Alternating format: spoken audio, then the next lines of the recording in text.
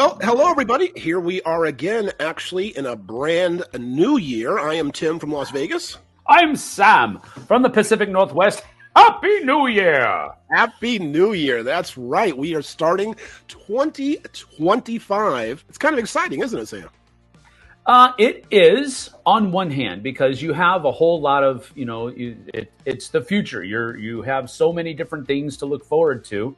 But at the same time, and, Tim and I were just talking about this, at our age, get off my lawn, that kind of thing. It's kind of just another day. It's like, yeah, we're in a new month, just like we were a month ago. So I get the excitement. I get the spirit of renewal, the spirit of refreshing. I get it. It's a new year to kind of start over and to kind of learn from the mistakes of the past and, kind of soldier on into the future. So I get it. It's exciting from that. My son was actually asking me the same question. Why do people celebrate New Year's? It's just another day. And he's 14. Right. So maybe it's not just age. So I'm taking our heads off the chopping block again there, Tim. Yeah. No, it's true. Like we were talking about, it is just another day. However, even though, it is just another day as far as celebrating the holiday and stuff like that, it is the passage of time, and things do happen yearly. Like all of a sudden, Dice Tower West, like for me personally, is coming up soon. So it's kind of like, breathing down your neck. Yeah, it is. And so like there are these things that happen yearly that are coming up, and it's like, it's funny how like things like sneak up on you. You know what I mean? Like it feels like, it's just like you preaching to the choir, brother. What's that? You preaching to the choir. Things they're constantly just breathing on, and so it's like New Year's is like, all right, now it's on because you got stuff coming up at the end of this month that you need to get, that you've been pushing it off because you're like, oh, I'll take care of that next year. Yeah, well, it's next year. Yeah. So it does sneak up on you, and new things happen. And again, with like other events, we got the cruise coming up, which happens yearly, in January. So it's kind of like, again, we were talking about that earlier about how, it is just another day. So I don't even celebrate. I was at bed at 10:30 last night and this and that and all that kind of stuff. But, those things that do happen every year start re-happening again. So you can look forward to some of those things that you haven't done in a while too. Yep, absolutely.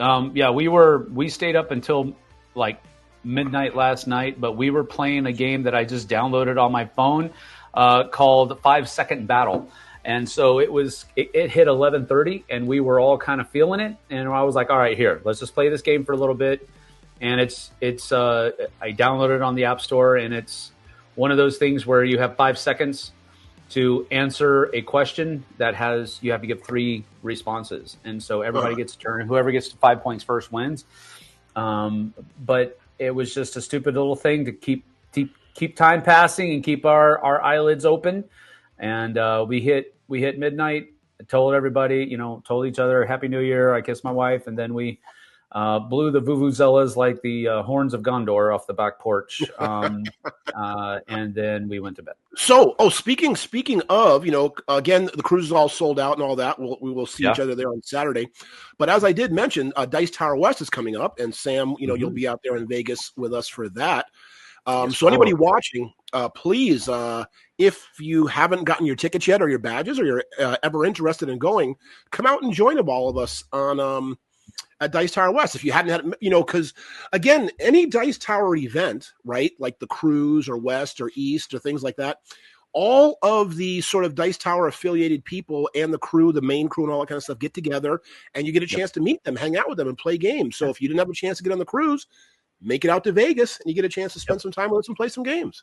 Absolutely. And that's one of the things that we do enjoy doing. Those are usually the highlights of the year for us. And, depending on the person you're talking to, one event might be more of a highlight than another, but they're all highlights. We all really enjoy getting that chance to meet people face to face. So it's definitely one of those things, because I do talk to people from time to time, and they'll say, well, yeah, we saw you, but we don't want to bother you. Well, for me at least, I can't speak for anybody else, but for me, it's not a bother. That's one of the things that I love about going to conventions is making that face-to-face contact, shaking a hand, or giving a hug if you're a hugger, or whatever it might be. That's a highlight. That's not a bother. Correct, absolutely. And you know what, Sam, I would kind of go I guess speak for other people, because as far as I know, even all of the people in the main office down in Homestead at the Dice Tower, they all feel the same way. I mean, sure. Because again, our hobby needs people, right? It needs Absolutely. the contact and the communication, and yep. You have been there because you did it full time, and you still are doing it as a profession. But being in the studio by yourself, looking into a camera all day, isn't necessarily fun, right? Yep. Or just playing a game to sort of like review it or do work. Now at the events, like whether it's a cruise or East or West or anything, now you get a chance to actually do your profession, your job, your passion with other people, which wasn't intended for. So like I say, I'm going to kind of talk for all of them and say that all of them enjoy doing that as well. Yes. Yeah. Well, again, I everybody has their on days and their off days, and when those happen, but generally speaking, the running I guess spirit behind those people that do work for the Dice Tower is we love meeting people. We love spending time with people. Actually, even if it's just something like teaching a game, that can be, which is what we do on the regular. Doing it at a convention with a fan is a completely different experience than teaching it, just to learn how to play it so you can review it. So even if it's just teaching a game, that's a completely different experience, much more enjoyable. And it's something we are very happy to do. Granted that we do have the time to do it, because some of these are working conventions and working trips. But I think even with the, we were just talking about this the other day, the cruise was actually one of those that felt less like a working trip than any of the other trips that we used to take. So, all that to say, if you see us, come up and say hi. There you go. So you can go visit www.dicetowerwest.com. Go ahead and grab your badges if you can make it out here in Vegas in early March. And if you can't do that, if you already got things tied up and you're looking further down the road over July 4th weekend, you can go to dicetowereast.com and buy a badge for that as well. But speaking of gaming, have you had a chance, over the holidays and moving and all that kind of stuff going on, had a chance to play any new games or anything? Absolutely. Well, I just, a matter of fact, I just got a new game. The only game I got for Christmas, as a matter of fact. Well, one of my Kickstarter pledges came in just like a couple of days before Christmas, but that doesn't count. That was just something I was getting because I wanted it. It wasn't really a Christmas present. But the only game that was actually purchased for me as a Christmas present is we just got to play today. My buddy JT came over and we recorded our bottom five and top five for the Dice Tower and the Flipside. And in the hour before I sat down here to talk with you, he taught us how to play the game that I got for Christmas called Bomb Busters. And this is an incredibly fun game. Now, I've only played it twice so far, but he kind of threw us into the deep end, kind of like the John Wayne method, where he didn't start us off with, there's like, I think, I want to say 8 or 9 different tutorial levels that teach you all of the different things in the game. He just threw us into the deep end, John Wayne method. And we played a couple of one-offs where a bunch of those different levels were kind of thrown in. And it was a lot of fun. Fun. Now, as I was watching them play it at our last gaming event, I had the feeling that it played a lot like Xylotar, that trick-taking game from Bezier Games that just came out last year. Now, it's a rehash of another game that I can't remember the Magic Trick. Magic Trick. There you go. That's it. Delicio was telling me about that. We really enjoyed Xylotar a lot. And when I was watching it being played at the last gaming event that we had at Steamers West, it just watching the game, that's what it gave me the feel of Xylotar, because what you have is basically a bunch of wires that are numbered 1 through 12 or 1 through 9, depending on what level you're on earlier on. And what you have in front of you is different than what everybody else has in front of them. And what you're basically trying to do is deduce, based on limited information, where all of the different matching numbered wires are in the amongst the players that are playing. There's 4 of each number. So there's, on your turn, you have the option of doing one of 2 different things. You can either dual cut, which is saying I'm going to point at one of my one of the other players' card holder, basically, but it has the wire tiles in it, and I'm going to say I'm going to cut your 6, and they either say yes, this is a 6, or it's not a 6, and then if it is a 6, they get to put theirs face down, and you get to put one of your 6s face down. And the goal of the game, each level, is to basically get all of the wires cut without running out of chances, and thus the bomb blowing up. The other thing that you can do on your turn is you can double cut. And that means basically you have the rest of the number that are in there. So there's 4 of every number. So let's say person A and person B said, I'm going to cut your 4. And so they both laid down a 4. That means there's 2 4s left. And if you have 2 4s left, and you're the last person to have them, you can, on your turn, instead of pointing at somebody else's, you can just lay both of those down. So it's a really neat game. There's a lot of different things that come into it with the different levels. There's red wires and yellow wires that are basically like 8.5s or 8.1s, and you don't know exactly where they are. And then there are equipment cards that you can use once you have cut the correct number of those number wires that are available for you to use. It's really a fun little deduction game that I enjoy a lot. It made my list for the games that I want to play on the cruise. I've already played it, but I'm still going to take it with me because I don't know if this one's in the library or not. They do have it because Tom taught it to me at the retreat. Okay, cool. Well, then maybe I won't take my copy of it. But the thing is, I don't have to worry about it being in the library when I want to play it. That's right. So you should bring it. Yeah, you should bring it. Yeah. No, Bomb Busters, that's a great, really good game. I mean, I think I've talked about it before, but that genre of fully cooperative, hidden information, sort of deduction kind of games, like Hanabi, The Mind, The Crew, all those type of games, I love that genre, and Bomb Busters there's 66, I believe, total different scenarios levels that you can do. Levels, yes. Yeah, so no, that's great that you had a chance to play that. That's a wonderful game. I had a chance to play have you heard of Shackleton Base? Yes. So it's a Fabio Lopiana and Nestor, I forgot his last name. But they're the designers. They also did Autobahn, which is my most played game of 2023. And really?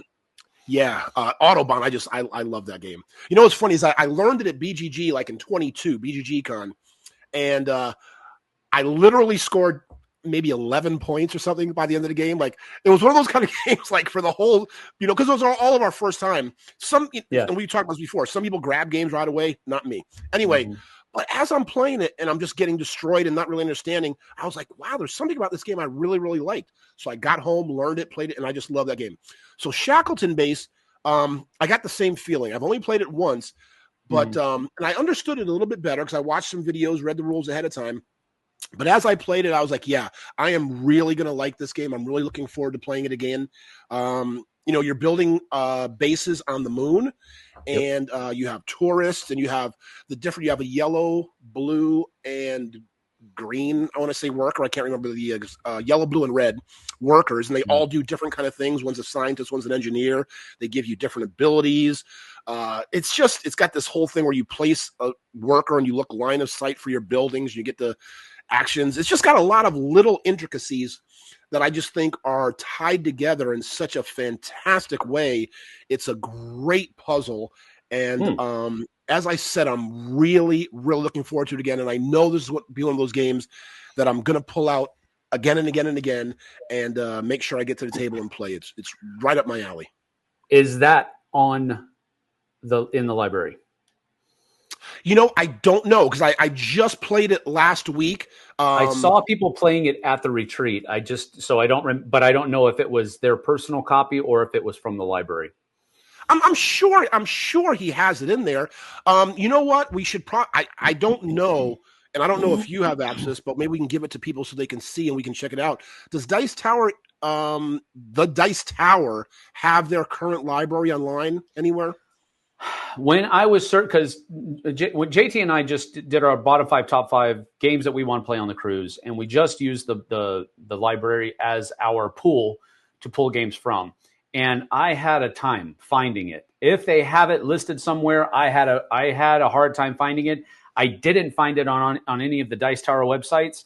I found, links that said they have a library and how many games they have in the library, but I didn't find a list anywhere on any of the Dice Tower websites. That does not mean they don't have it. It just means that my 50-year-old brain didn't find it on their website that was probably designed by a 25-year-old. You know what I'm saying? Right. And also, I don't know if it's there. What I was able to do is there have been people that are on Board Game Geek, and they have made like searchable Excel spreadsheets about the games that are in their library, but it's up to a certain point. And I think the one that I used was August of this year, of 2024. So, which is probably fairly accurate. But I know that there are probably going to be games that will be in the library on the cruise that weren't on that list.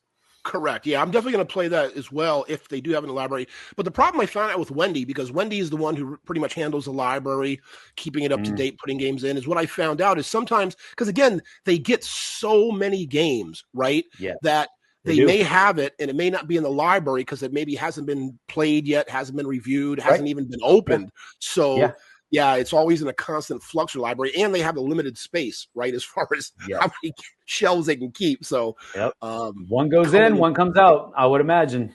Yeah.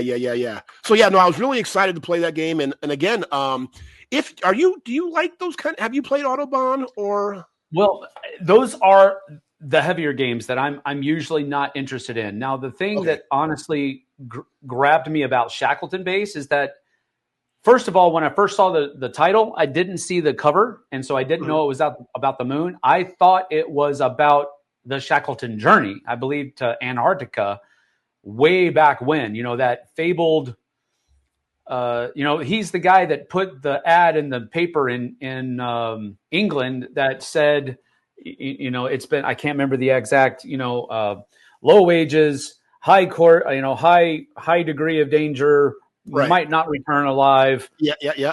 Look, inquire here. That's the thing. That he's the guy, Shackleton. And so I thought it was about that. So my question to you is, you having played it, is there any of that in there? Is there an homage to Shackleton at all? Or is it just because it's this base on the moon that has little chance of survival? I don't know. What's funny, Sam, is I know the story you're talking about because I believe it was on, a Josh, I think his name is Josh Gates. He does a show, Expedition something, where he does explorers, and Shackleton was one of the people he highlighted. So now that you mentioned it, I wear it, and I don't think so. I mean, I'm not seeing how. Yeah, no, I'd have to go back and just read the introduction to the game, see if there is some sort of homage to that. See if there's a little link there. Well, I mean. Building a base on the moon, that's still a cool thing. Don't get me wrong, but it was the name that grabbed me. But I wouldn't mind playing it. So if it works out, I'm down. Okay, but again, I don't want you just to be down. I mean, I want you to. I would rather you look forward to something. You know what I mean? No, I'm down for it, brother. I'm ready to go. But you've already said it's not really. Come on, Cletus. Come on. Kind of like your thing, So no, here's the thing: the heavier games. It's not that I don't enjoy playing. Usually, even with the heavier games, I enjoy the camaraderie around the table while we're playing the game, even if I may not completely enjoy the game itself. So I still enjoy the experience. Right.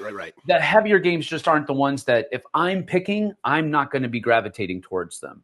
But if somebody else picks a heavier game and says, "Hey, let's play this with me," I'll say, "Yeah, let's do it." Unless I have something else pressing or I have something scheduled that I have to get to and I can't fit it in. Right. So it's not that, but yeah, I'd be down for playing almost anything. But if this is a good game, according to you, and you'd be willing to teach it, great game. I'm down. Game. The other one that I played is definitely not a new game. It is a tried and true classic. I just did a revisited review of it today on the Dice Tower, and it is for Sheriff of Nottingham. We actually got to play this 6-player with the Merrymen expansion in the original version of the game. I think the second edition includes the ability to play with 6 players. Could be wrong, but I got to teach it to 6 players over the holiday break, and we had a blast. The difference between a 6-player game and a 3 to 5 player game is that in a 3 to 5 player game, you only have one sheriff that is going to be inspecting the goods that are trying to come into Nottingham. In a 6-player game, you have a deck of deputy cards, and the thematic explanation is that the sheriff needs help, and so he is training 2 deputies to take over his job of inspecting the goods coming into Nottingham for the market.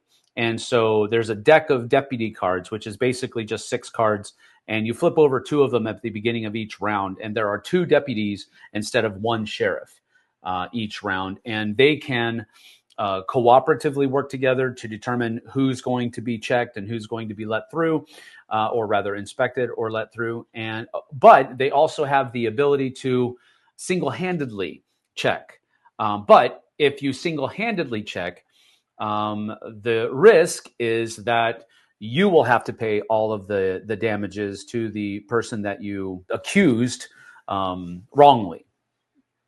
But the reward is you will be the only person to get the fine that they have to pay if you did catch them with contraband goods.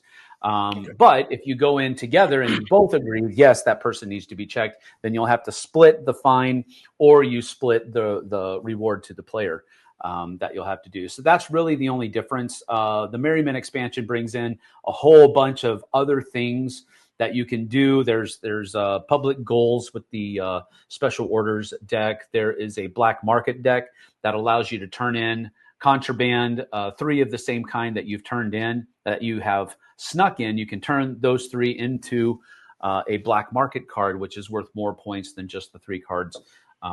There's a law deck that gives you rules that will change how the game can be played. And there's Merrymen deck, where it's actually like Robin Hood and his people that you're trying to smuggle into Nottingham, which give you immediate gold and immediate abilities that you can use once you've snuck them in. So there's a lot of really cool things, but I was just struck by how good the game still is after 10 years. With all of the other games that have come out, this one still feels relevant. It still feels fresh, if I can put it that way. It doesn't feel like it was created 10 years ago, and other games have passed it by. I think this really does hold its weight. I think because I've had people talk to me about it, and they say, how can you like that game? It's always fallen flat for us as in our gaming group. And I'm like, well, I always come back to the saying that I always say, not all games are for all people. That's just the way it goes. But I've never had a bad experience with this game. I've never had a time where I was like, yeah, maybe that wasn't so fun this time. I've always had a great time. And I think that might be just because I always encourage people to kind of lean into the theme. And when you try to extract the theme from the mechanisms, or rather extract the mechanisms from the theme and just play the game mechanically,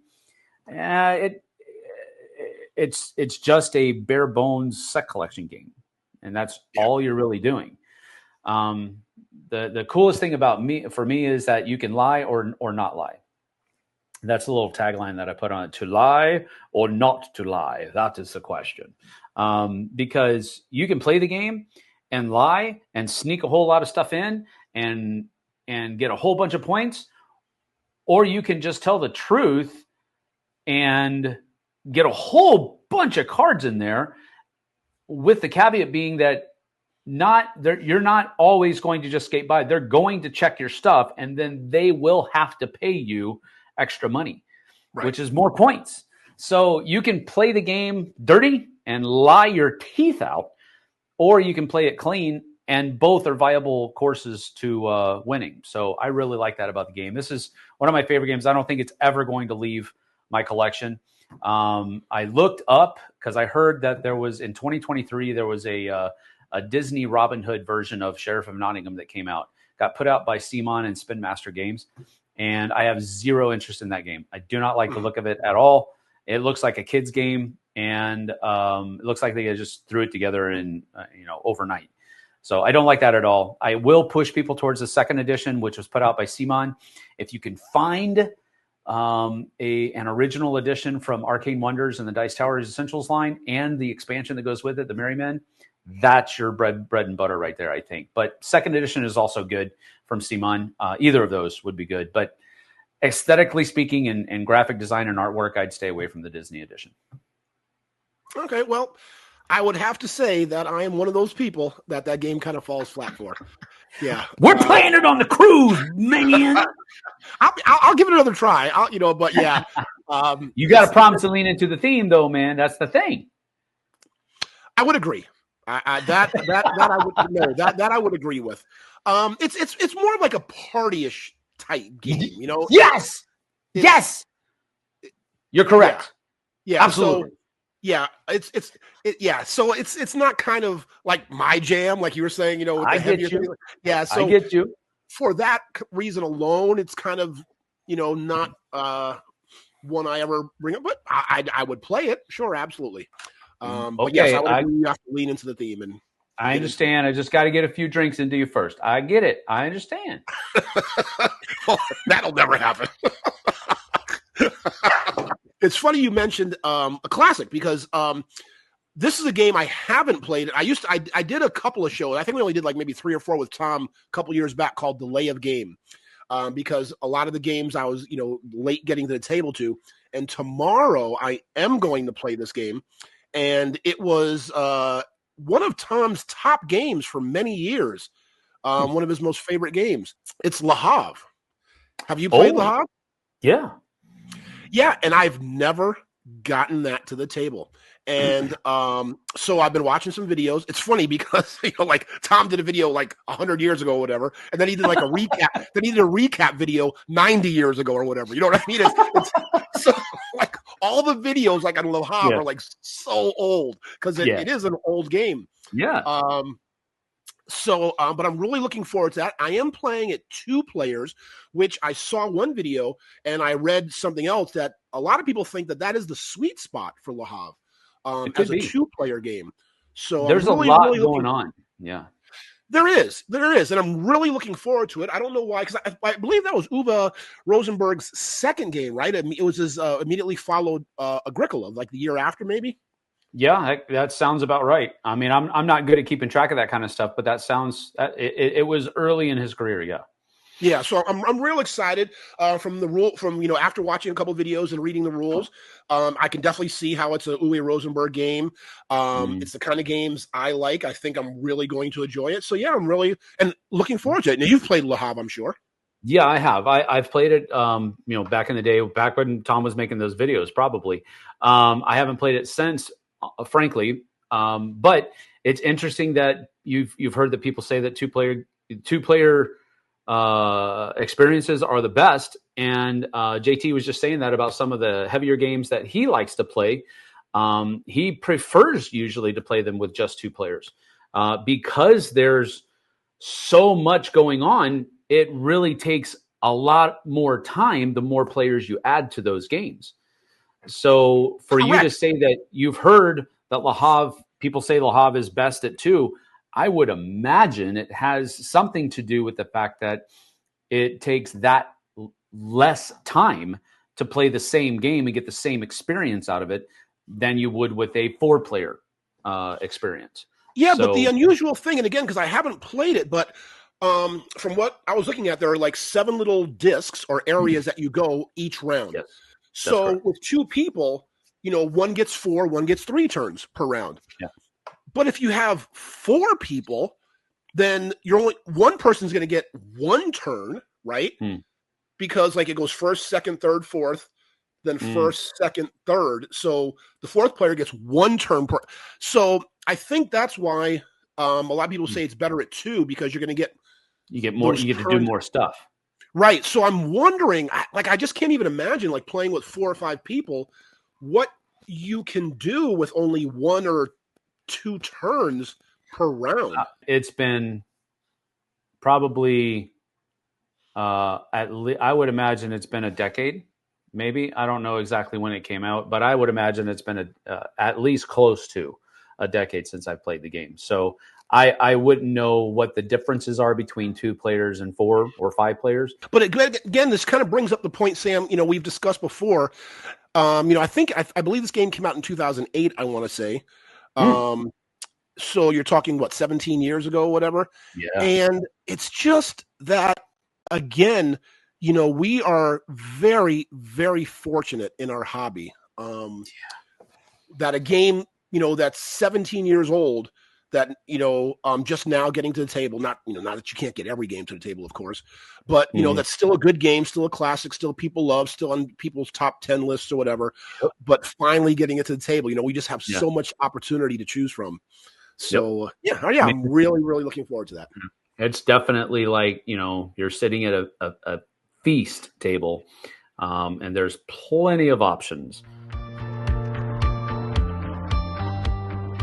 And speaking of that, I know we were going to talk about something else, but this kind of brings up another sort of subject. The term Omnigamer, right? Or people say, I don't know what your thoughts are, but on this subject, right?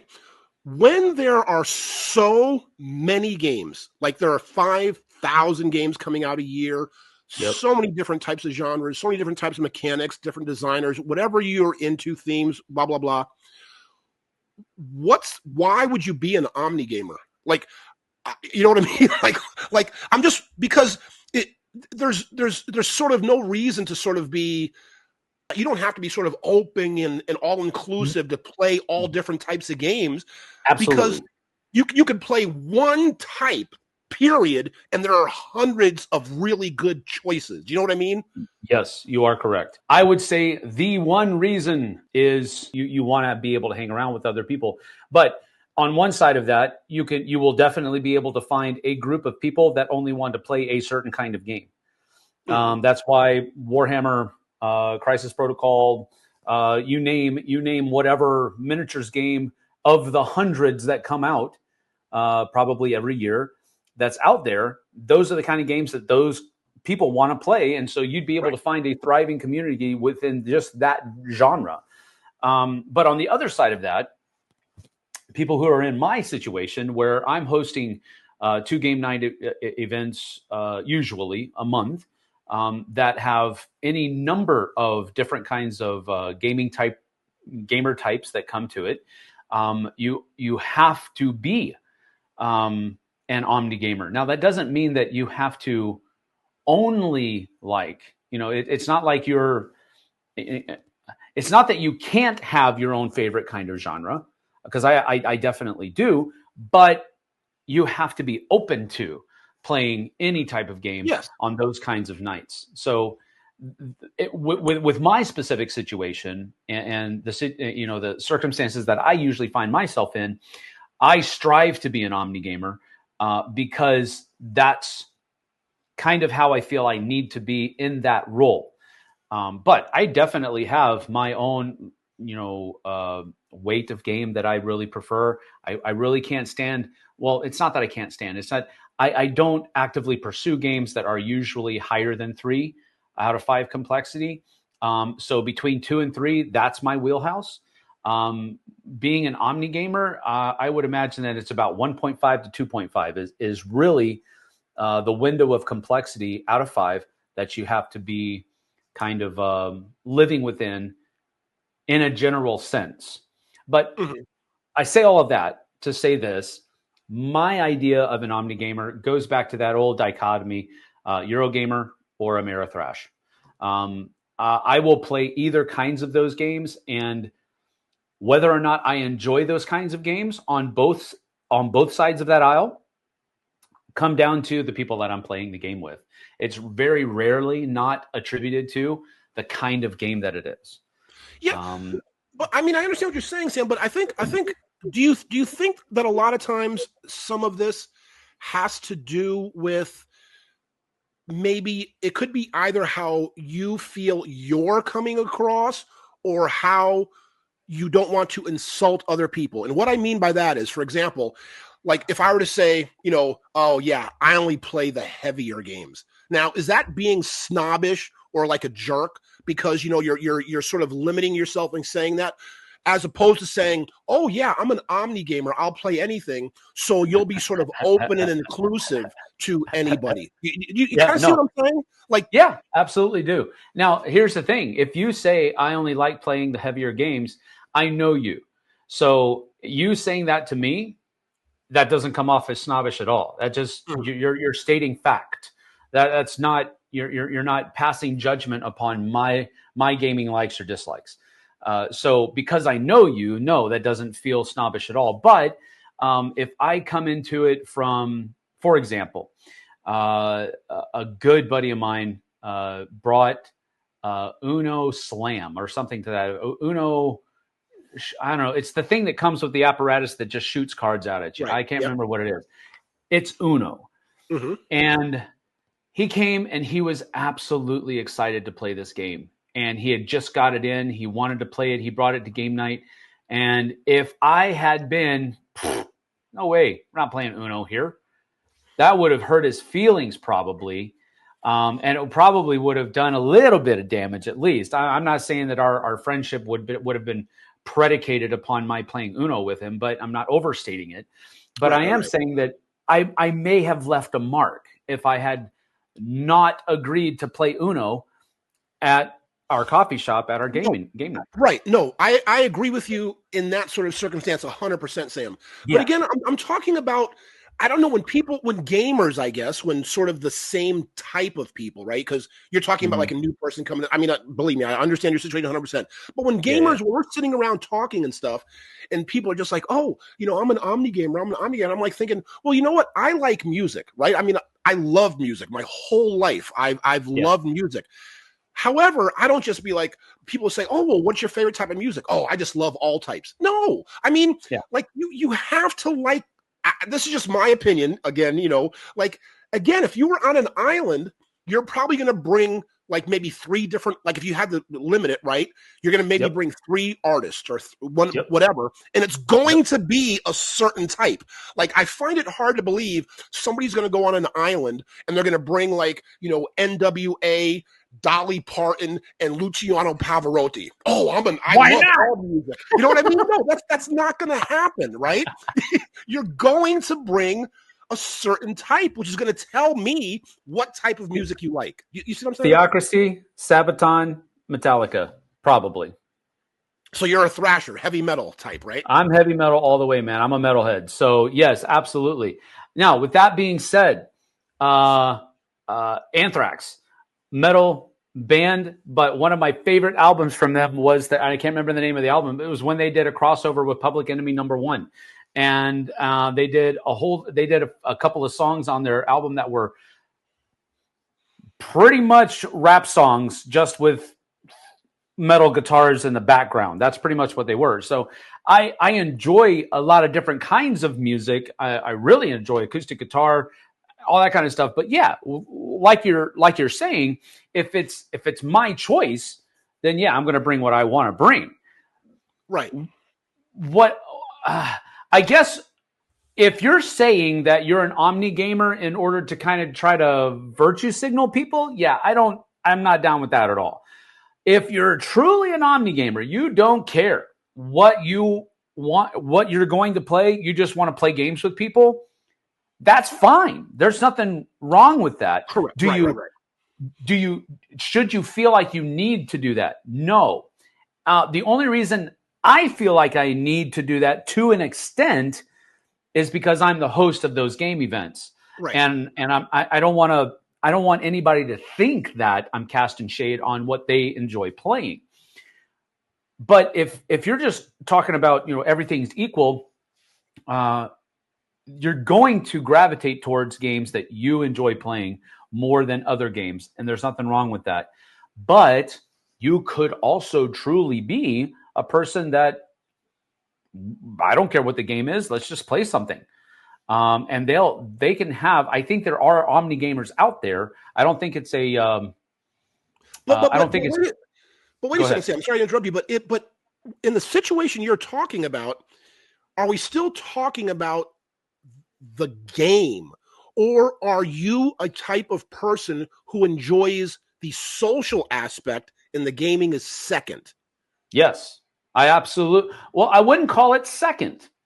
I think gaming is a social construct. Well, True. Maybe construct isn't the right word, but I think it is a social situation, and it is one that I will enjoy, but it could also be one that I do not enjoy. For example, one of this is fairly common knowledge at this point. Blood Rage is my favorite game of all time. Yeah.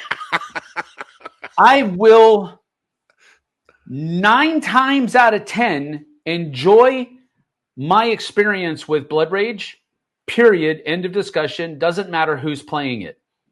But there's always that possibility that the wrong, and I say this respectfully, and I say this based on my personal things, the wrong type of gamer sits down to play Blood Rage with me. And what that means is they are more interested in grokking all of the mechanisms to crush their opponents rather than playing the game just to have fun and do the best that they can with what's dealt to them.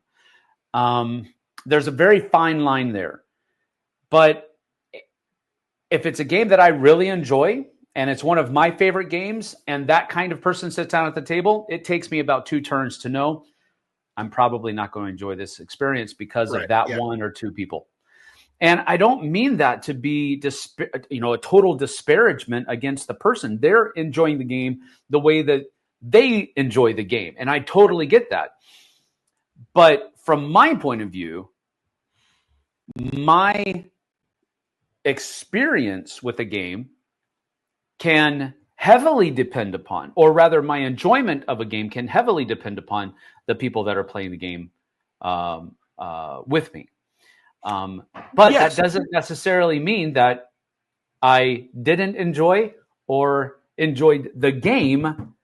It meant that I enjoyed that social construct.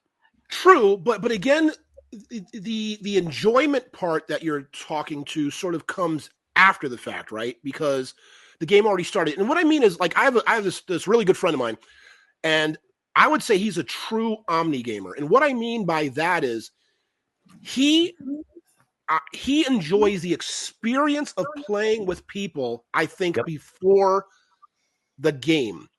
He'll just play any game, anytime with anybody. I'm not like that, right? I enjoying playing games, right? And what I mean by this is, for example, like you and I, right? Like if you said, "Hey Tim, let's play Blood Rage," I'd be like, "Well, Sam, I would enjoy playing a game with you, but I'm really not going to enjoy playing Blood Rage. It's not one of my favorite type of games." You see what I mean? I guess you ain't gonna play a game with me then. Hey, listen, wait a second. I'm going to tell something to the people out there. I played a game of Blood Rage with Sam. Now, the problem, Sam, with playing with somebody like you is you know every single card. You know that game frontwards, backwards, inside and out. And again, Sam is not this type of person. I know you folks know what I'm talking about, but you almost have zero chance of coming anywhere close to Sam when you're playing Blood Rage. You have to admit that, right, Sam? I mean, you're so like. Now look. I usually get second place. I think if I kept track of all of my things, I think I probably game in second more often than first.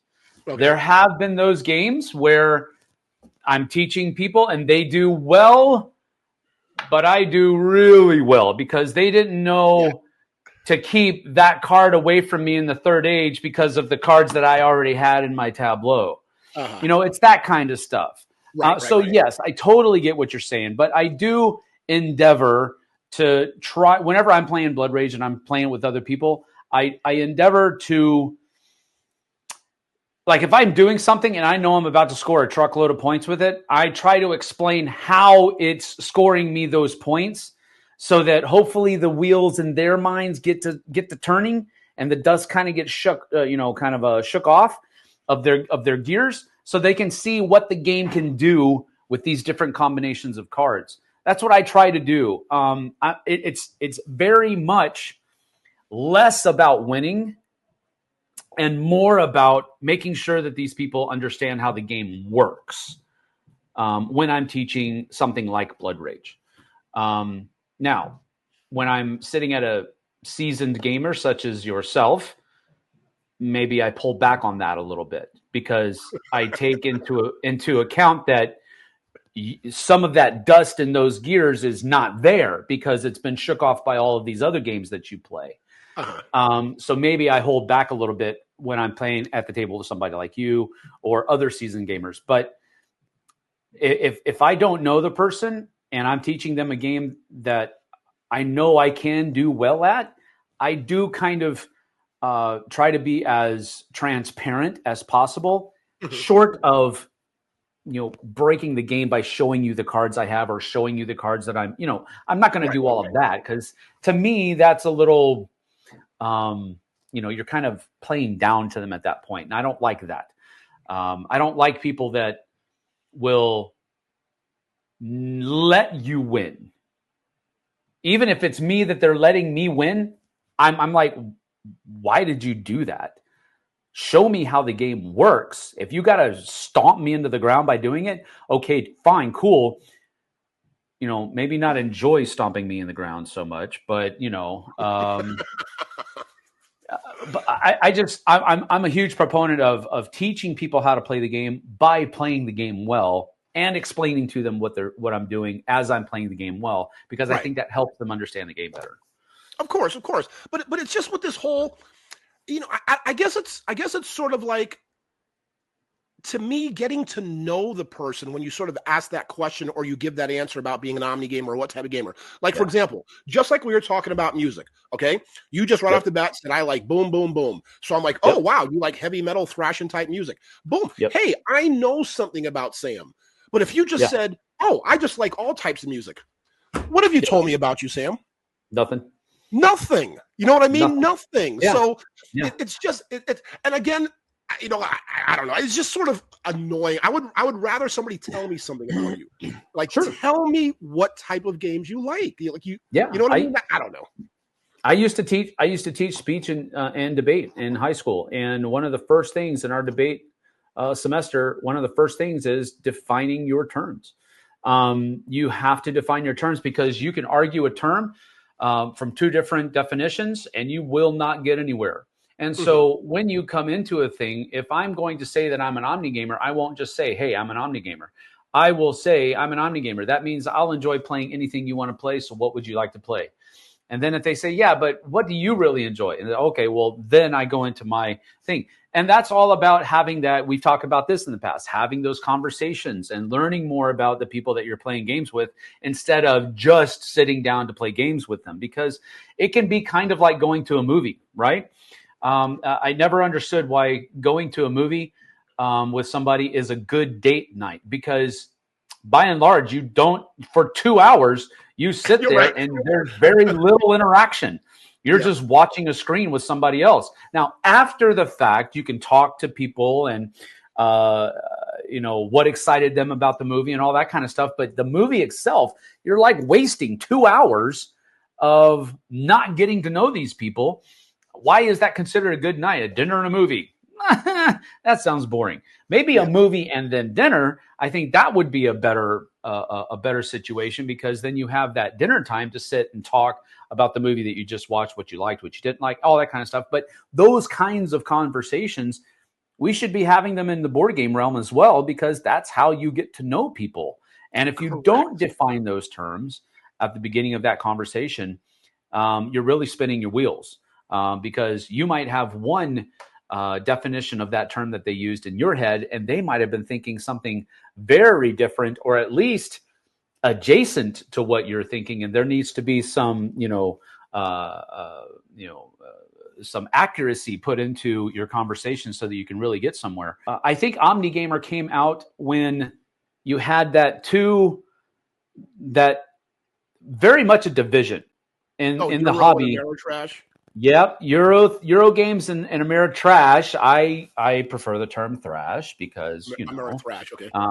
Ameritrash. But anyway, Omnigamer was the people that liked games from both of those camps, and they didn't really care which ones hit the table because they enjoyed both of them. I think now it means more of what you're talking about, is that you enjoy the experience of playing the game more than the game itself, possibly. But I don't even know if that's really true, because I do enjoy playing games. Right. But how much I enjoy playing the games is dependent upon who I'm playing the games with. Right. But I think you brought up an interesting point, Sam, because I didn't realize that, or, about maybe the origin of the term or phrase Omnigamer, because I have no empirical evidence that will back up that statement. That's just what I think. Well, right. Okay. But whether you do or not, I mean, it's a really good point, right? Because sure. I can definitely see why that would come about, because if sort of the community was kind of like Eurogame, Amerithrash, right? Period, end of story. That's what it is. I can definitely see why somebody would say I'm an Omnigamer, because there are games I like in both. I look at the term more is now I think it's sort of, I think we're more educated, and or I don't know if that's the right term, but it's kind of like where I look at it as kind of like, oh, I like worker placement games, I like cooperative games, I like action selection, I like whatever. I think the little things like that. But again, I think what it just comes down to me is, if I ask you the question or you ask me the question, I am going to tell you something about me. For me, just saying, oh, I like L games, I haven't told you anything about me. Right. If I ask you that question, tell me something about you. Just saying, I'm an Omnigamer, I'll play anything. No, I want to know about you. Yeah. Tell me something. No, I get you. And even using the different names of those mechanisms and stuff like that can also, this is almost another offshoot we should probably say for another thing, but you almost have to be careful with using those things and expecting people to know what a worker placement game is. Correct. Yes. Even trick taking. Yep. You ask people, have you ever played a trick taking game? They'll go, because they don't. I mean, and then you have to go into it. Well, hearts, spades, those kinds of things. I used to play that all the time. Okay, well, it's that same, and you kind of have to sometimes you have to jog their memory, but often you use these mechanism names and they're like, I don't know, I have any clue what that means. And so you almost have to try to avoid those things and just explain the mechanism that's being used, rather than give it a title and expect them to know what that title means. But again, at the same time, Sam, I'm sorry, just to throw a wrench in your argument, those people, how you're talking about, who you're talking to, the term Omni would never come up anyway, because they wouldn't know what that means either. Sure. No. Yes. You're correct. And again, that's why I said that this is kind of like an adjacent thing that maybe we talk about on another one. Because if you say I'm an Omnigamer, they'll go, cool. They won't know what you're talking about anyway. Sometimes. Good for you. I really do think that is something that we should probably talk about on another podcast, because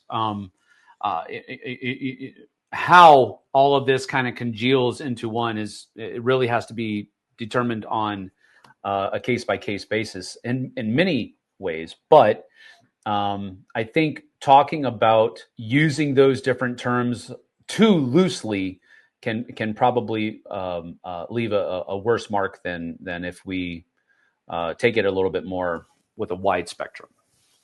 Perhaps. Absolutely. Well, good. Wow. That was an interesting discussion because, it does come up a lot, at least to me, because again, when I was, when I had Meepleville and a lot of people would come in and you meet for the first time, it's one of the initial questions you ask fellow gamer, right? Hey, what type of games do you like? What kind of games do you like? Yep. It's like, I'm an Omnigamer. Okay, great. You've told me nothing.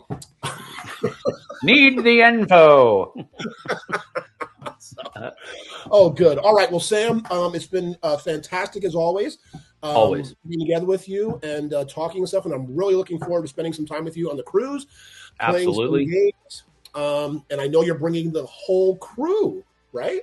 Yes, the entire family's coming. Yep, absolutely. Very, very good. Well, that should be a great family trip, and they're all going to be playing games, right? Everybody's a gamer. Well, Aiden is a little less of a gamer. He will play games loosely, but he's much more of an athletic person, so he'll probably be hitting people up on the basketball courts and that kind of stuff more often than playing games. That wave thing. Is he going to try that? I don't know about the waiver. I don't know about the wave rider, but he's very much a football player, and he's trying to get a little bit better at basketball too. So okay, cool. He'll probably be out there a little bit more than in the board game rooms, but he'll be around. Good deal. Well, folks, thank you again for joining us for another episode.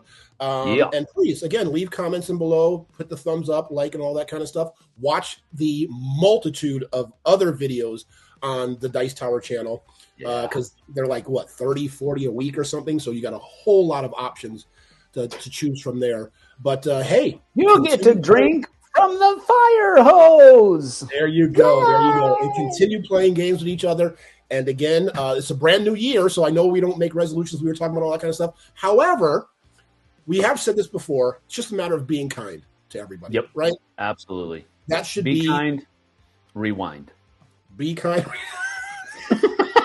No, we're not going back, Sam. We're not going back. Some people ain't going to get that joke.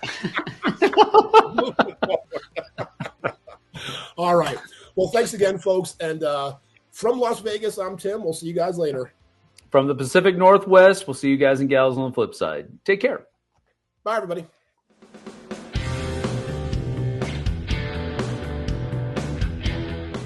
Hey, everybody. Thanks for watching this video. If you like this review or whatever you just watched, wasn't it amazing? Check out our channel, Dice Tower. We have all kinds of things. We review games. We do top 10s. We play games live. It's all about board games, but especially the people who play them. Check out Dice Tower YouTube channel.